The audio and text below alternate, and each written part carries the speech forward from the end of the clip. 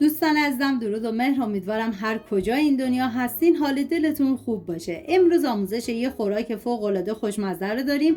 اگه دنبال یه دستور خوش‌طعم و متفاوت هستین، این ویدیو مختص شماست. بریم که با هم دیگه طرز تهیه‌اش رو ببینیم.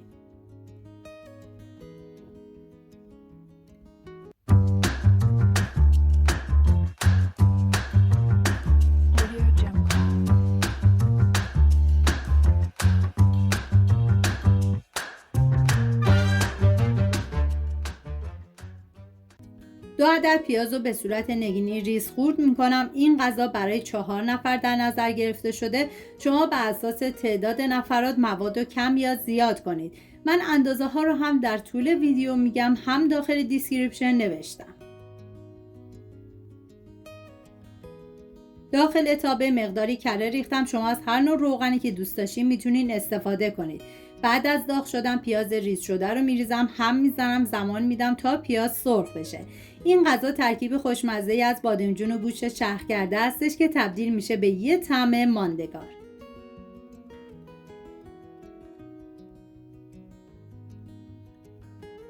بعد از اینکه پیاز سرخ شد، نوبت اضافه کردن گوشت چرخ کرده هستش.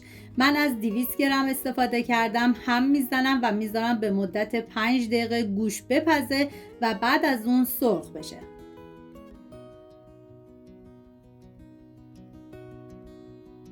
حالا توی این فاصله تا گوشت میپزه میریم سراغ بادمجون. 1 عدد بادمجون پوستش رو گرفتم و طبق ویدیو برش بزنید. بادمجونی که استفاده میکنید اگر نیاز به گرفتن تلخی داشت حتما تلخی بادمجون رو بگیرید، ولی بادمجونی که من استفاده کردم شیرین بود و نیاز به گرفتن تلخی نداشت. بعد از اینکه برش زدم داخل تابه مقداری روغن کنجد ریختم. بعد از داغ شدن بادمجون رو بهش اضافه میکنم و میذارم تا بادمجون سرخ بشه و بعد از سرخ شدن از روغن خارج میکنم.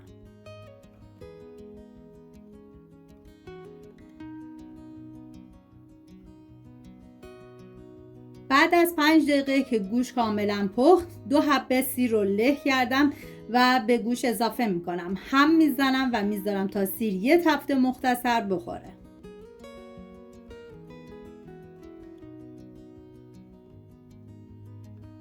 نوبت اضافه کردن ادویه هست، شامل پودر تخم گشنیز، نمک، زردچوبه و فلفل سیاه. هم میزنم و میذارم ادویه ها تف بخورن، عطر ادویه ها آزاد بشه.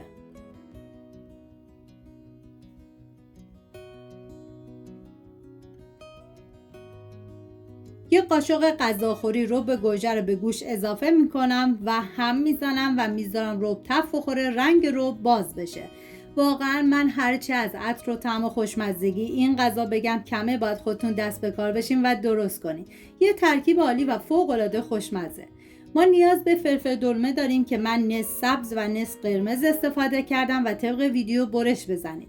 شما حتی میتونید از یک نوع فلفل دلمه استفاده بکنید که این دیگه کاملا سلیقه‌ایه. بعد از خورد کردن فلفل دلمه رو به گوشت اضافه میکنم، هم میزنم و میذارم یه تفت مختصر بخوره. این غذا خوشمزه رو شما میتونید هم با نون میل کنید هم با برنج. 4 عدد گوجه فرنگی نیاز داریم که بهتر پوست گوجه فرنگی رو بگیرید و به صورت نگینی ریز خورد میکنم.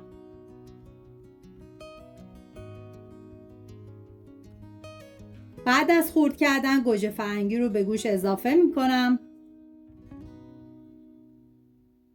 هم میزنم و بعد بادمجون سرخ شده رو بهش اضافه میکنم و دیگه نیازی نیست که ما آب بهش اضافه کنید و بذارید به مدت نیم ساعت با حرارت کم این غذا بپزه و جا بیفته. زمانی که بادمجون اضافه کردید 10 دقیقه بعد هم بزنید تا بادمجون با بقیه مواد مخلوط بشه و 5 دقیقه آخرم چاشنی اصلی این غذا آب نارنج بهش اضافه میکنم. 5 دقیقه زمان میدم تا مزه ها به خورده هم برن. اگه آب نارنج در دسترس نداشتین میتونین از آبغوره یا آب لیمو ترش تازه هم استفاده کنین.